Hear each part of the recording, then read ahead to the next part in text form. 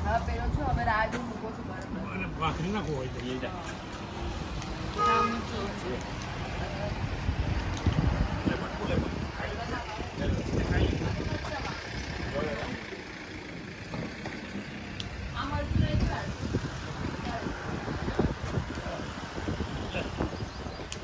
આજે છાશ પીવે છે કક્કા માસીએ રમણાનું શાક ને ભાખરી બનાવ્યા પહેલા મરચા મજા આવી ગઈ જમવાની એ ગાડી પડી જરા બાયના હશે ને ખાઈ જાય આપણે ત્યાં મળે અમે બધા પહાડ જઈએ ઊંચા ઊંચા દેખાય ગરમા ગરમ ભાખરી આપો તો નથી ખાતા રોટલી આપો તો